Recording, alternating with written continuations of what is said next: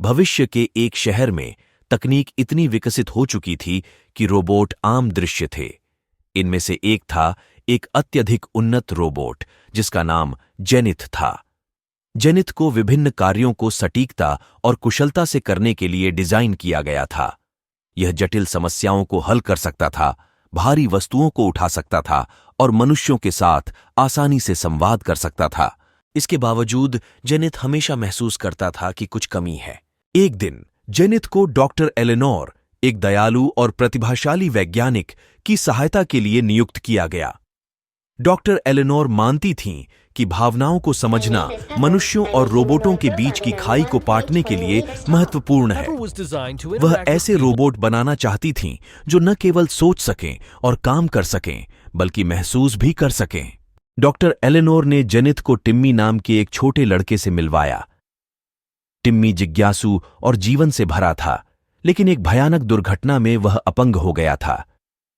उसके माता पिता उसे डॉक्टर एलेनोर के पास लाए थे, उम्मीद करते हुए कि वह उसे फिर से चलने में मदद कर सकेंगी।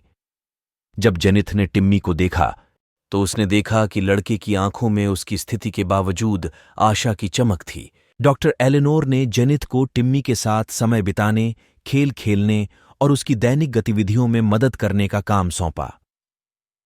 जेनिथ को यह समझ में नहीं आया कि इतनी उन्नत वैज्ञानिक सोच वाली डॉक्टर एलेनोर ऐसे साधारण कार्यों को प्राथमिकता क्यों दे रही हैं।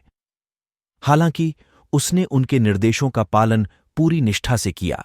जैसे जैसे दिन हफ्तों में बदलते गए, जेनिथ ने टिम्मी में सूक्ष्म बदलाव देखे। लड़के की हंसी, उसके हाथों को हिलाने का उसका दृढ़ संकल्प और खेलों के दौरान जेनिथ को उत्साहित करने का उसका तरीका कमरे में जीवन का संचार करता था। जेनिथ ने डॉक्टर एलेनोर को करीब से देखा और देखा कि टिम्मी के प्रति उनकी सच्ची परवाह थी। वह उसकी सबसे छोटी सफलताओं का जश्न मनातीं और असफलताओं के दौरान उसे प्रोत्साहित करतीं। एक शाम, एक विशेष रूप से कठिन दिन के बाद, टिम्मी ने जेनिथ की ओर देखा और कहा, तुम जानते हो जेनिथ, मैं तुम पर विश्वास करता हूं, जैसे डॉक्टर एलेनोर मुझ पर विश्वास करती हैं। हम मिलकर कुछ भी कर सकते हैं। पहली बार जेनिथ ने एक अजीब सा एहसास महसूस किया, मानो उसके सर्किटों में एक नरम चमक हो। जेनिथ को एहसास हुआ कि केवल उसका प्रोग्रामिंग ही नहीं था जो उसे मूल्यवान बनाता था, बल्कि वह संबंध था जो उसने टिम्मी के साथ बनाया था।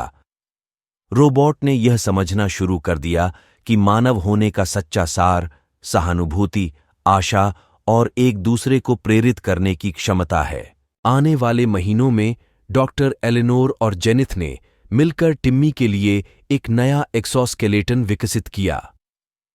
जेनिथ की सटीक गणनाओं और डॉक्टर एलेनोर की नवोन्मेषी डिजाइन के साथ उन्होंने एक सूट बनाया जो टिम्मी को फिर से चलने की अनुमति देता था। जिस दिन टिम्मी ने अपने पहले कदम उठाए, पूरा लैब खुशी से झूम उठा। जेनिथ के ऑप्टिकल सेंसर ने उस पल को रिकॉर्ड किया, लेकिन इससे भी महत्वपूर्ण बात यह थी कि उसे गहरे संतोष का एहसास हुआ। इस यात्रा के माध्यम से जेनिथ ने खोजा कि सबसे बड़ी प्रगति केवल तकनीक में ही नहीं, बल्कि मानव हृदय को समझने में होती है।